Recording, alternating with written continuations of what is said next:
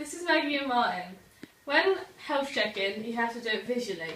So when you look at the head, you use need to see like if their heads are moving, and then you'll check their ears, which you can't really see, but then you'll check it like you're looking for the ears to slow just to see if there's any gunk, and so it's clear and clean. If their heads are not moving, it means they could have damaged something.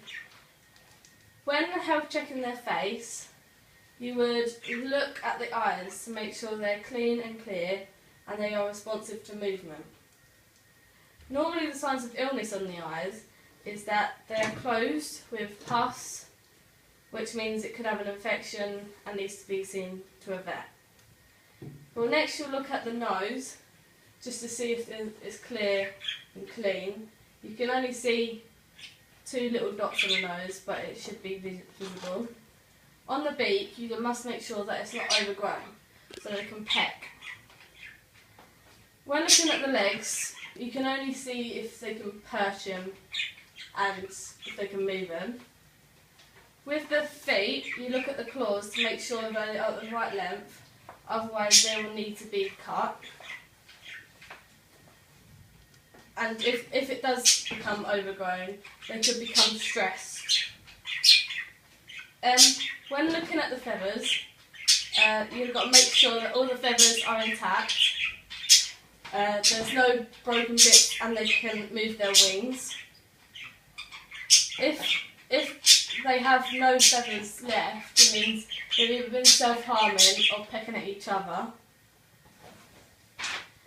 Their general behaviour, you must look at to see if they're eating, see what their temperament is. Like a while ago there was kissing, sharing seeds. Like this one is playing on the swings, which they like to enjoy doing enrichment with. They are not showing any stereotypical behaviour at the moment, which means bar biting or self-harming them each other.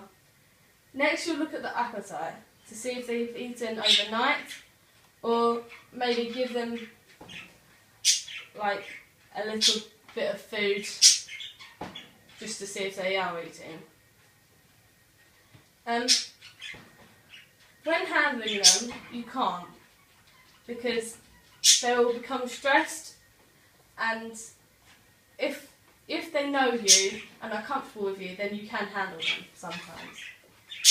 But if you need to restrain them, then you would use an apron, and then you would use a towel or a claw method. With the towel, you would wrap the budgie up in the towel so they can't flap their wings. With the claw method, you'll use your 2 fingers around their neck so they can't move their neck, and then you would hold their wings down so they can't flap.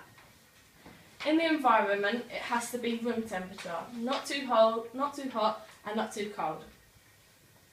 Then they have to be clean in the cage. The cage has to be big enough so they can fly, otherwise they will become stressed.